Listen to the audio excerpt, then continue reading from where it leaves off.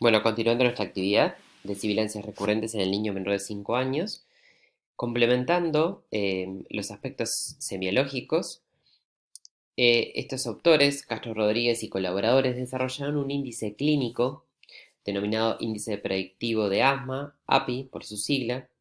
Este índice clínico, ellos proponen que se pueda aplicar en niños menores de 3 años que presentan 3 o más episodios de sibilancia al año, o sea, niños con sibilancia recurrente, y la positividad de este índice aumenta 7 veces el riesgo de que ese niño pequeño, pudiera desarrollar asma a la edad escolar. De aquí reviste la utilidad de este índice. Es un índice con una sensibilidad, especificidad, valor predictivo positivo y negativo reconocido, y que si bien estos puntos de corte son muy buenos, no es una estrategia infalible y presenta sus limitaciones, por lo que se debe reservar para este grupo de niños, ¿no? Los niños pequeños, menores de 3 años, con esas características. Deben cumplir con ese criterio. 3 episodios de sibilancia al año. ¿Cómo está integrado este índice? Por criterios mayores y menores, como lo ven, y para tener un índice positivo debemos tener un criterio mayor o dos menores. Respecto a qué estudios complementarios solicitaremos, bueno, estos deben ser individualizados y según la orientación clínica. En este listado de estudios, que no pretendemos que se los aprendan de memoria, sí que lo puedan razonar, iremos viendo cómo sería el razonamiento clínico para solicitarlos. Por ejemplo, los estudios de antígenos virales en secreciones respiratorias, ya sea por un aspirado nasofaringeo diagnóstico o un hisopado, solo se solicitarán en pacientes que tienen criterios de hospitalización para la internación por cohortes y evitando así las infecciones cruzadas. La radiografía de tórax, con el enfoque anteroposterior, es uno de los estudios de primera línea que se debe solicitar en todo niño sibilante recurrente, pero en su primer episodio de recurrencia, o sea, cuando estamos frente al tercer episodio, o sea, cuando lo definimos una sibilancia recurrente. No es adecuado, para evitarlas sobreirradiar al niño, solicitar una radiografía en cada episodio de sibilancia recurrente. Otros estudios imaginológicos de ayuda son la ecografía de tórax y la tomografía.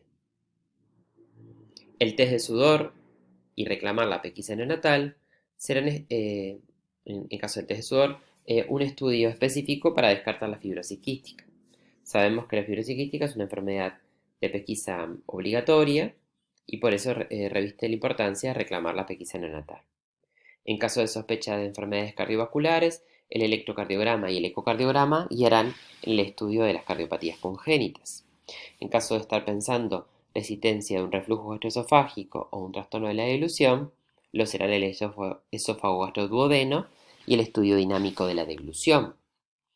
En caso de que estemos pensando en una patología laringia, ya sea una laringomalacia, una estenosis, una alteración de las cuerdas vocales, la laringoscopía y la fibrobroncoscopía serán los estudios indicados. Y frente a la sospecha de una inmunodeficiencia, solicitaremos hemograma, proteinograma electroforético, dosificación de inmunoglobulinas y serología para VIH.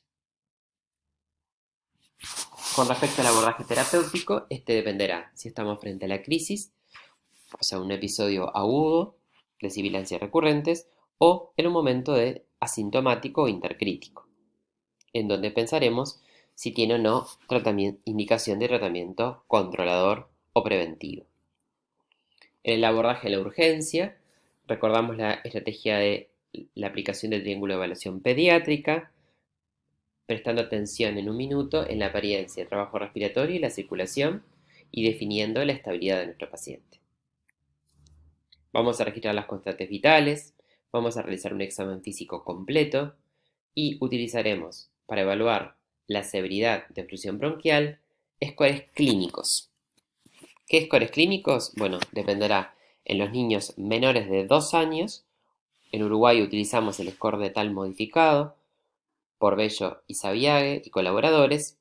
Si bien este score se utiliza para bronquiolitis, también se puede utilizar para otras causas de síndromes broncoobstructivos del lactante y el niño pequeño. Para niños mayores de 2 años, utilizaremos el Pediatric Asthmatic Score o índice de asma pediátrico o score de asma pediátrico. No nos detendremos en su caracterización, dado que ustedes ya aprendieron el uso de estos scores en el pasaje por el departamento de emergencia. ¿Cuáles van a ser los objetivos del tratamiento de la urgencia? Bueno, corregir la hipoxemia si esta estuviera presente, revertir la obstrucción bronquial y evitar la reparación de la obstrucción. El tratamiento debe ser iniciado precozmente y debo tener en cuenta los tratamientos realizados previo a la llegada de la urgencia. Si bien algunos pacientes podrán concurrir vírgenes de tratamiento, otros pueden venir ya con tratamientos indicados por sus padres en el domicilio, por unidades de emergencia móvil o en puertas o policlínicas periféricas. Por lo que es correcto comenzar desde donde se partió, completar dosis y no hacer dosis duplicadas. De los fármacos que podríamos utilizar en la crisis, bueno, la oxigenoterapia siempre se utilizará con el objetivo de que la saturación sea mayor al 94%, o sea que los niños que saturen más del 94% no indicaremos oxígeno, solo cuando es menor, ya sea por cánula nasal, máscara de flujo libre, cánula de alto flujo o ventilación invasiva. Dentro de los broncodilatadores, los más frecuentemente utilizados son los beta-2 agonistas, sobre todo el salbutamol, en forma inhalada o nebulizada, reservando las formas nebulizadas para los cuadros más severos. Los anticolinérgicos, como bromuro y ipratropio, también inhalado o nebulizado, se reservarán para crisis broncoobstructivas moderadas o severas, siempre asociado a salbutamol. Y el sulfato de magnesio, que viene en Uruguay en presentación endovenosa, es otro broncodilatador que se podrá utilizar en niños mayores de 2 años con crisis moderada o severa en la urgencia. Los corticoides serán una piedra angular fundamental en esta patología, ya sea en su presentación como prednisolona o prednisona vía oral o hemisucinato de hidrocortisona en forma endovenosa. Esta última reservaremos para cuadros de obstrucción moderada o severa. Como vemos, estos tratamientos serán indicados según el flujograma de crisis broncoobstructiva del niño pequeño, según si es una crisis leve, moderada o severa, seguir ese flujograma utilizando estos fármacos según la indicación. Respecto al tratamiento intercrítico, o sea, en el momento donde esté fuera de crisis, bueno, va a depender de si es un niño que se presenta asintomático fuera de crisis o presenta síntomas fuera de una crisis aguda. O sea, síntomas como tos, como sibilancias, si persiste, más allá de la crisis. ¿En qué nos vamos a enfocar? Bueno, en tratamientos no farmacológicos, en la educación, la importancia del pilar de educación, donde vamos a enseñar a los padres a reconocer factores favorecedores o desencadenantes. Vamos a ayudar a los papás a reconocer síntomas y signos de reconsulta precoz. Vamos a instruir y otorgar habilidades para realizar una adecuada técnica en inhaloterapia con los inhaladores de dosis medida y con el correcto uso de la inhalocámara en el domicilio. Vamos a educar en reconocer cuáles son los fármacos de rescate y cuáles son los fármacos de controladores o preventivos si tuviera indicación el niño. Y vamos a otorgar un mapa de ruta o plan escrito en donde va a figurar qué hacer ante una nueva crisis. Cuántos disparos de salbutamol hacerle, si le debe indicar o no debe indicar corticoide, mientras le espera la unidad de emergencia móvil o mientras lo trae por sus propios medios a consultar al departamento de emergencia. Dentro de los tratamientos farmacológicos, queríamos compartir que el inicio de un fármaco controlador o preventivo va a ser individualizado según la severidad y la frecuencia de la crisis. No todo niño tendrá indicación. Dependerá si existen factores de riesgo para asma, enfermedad o no, y aquí la utilidad del API o índice predictor de asma. Va a ser guiado esto por el pediatra tratante y el objetivo es disminuir la morbilidad y mejorar la calidad de vida. No será detener la evolución de la enfermedad. Sí mejorar los síntomas y mejorar, por lo tanto, la calidad de vida. ¿Qué fármacos vamos a utilizar? Bueno, los corticoides inhalados van a ser los fármacos que más vamos a utilizar y que verán ustedes que algunos niños tienen indicado este fármaco como un fármaco controlador.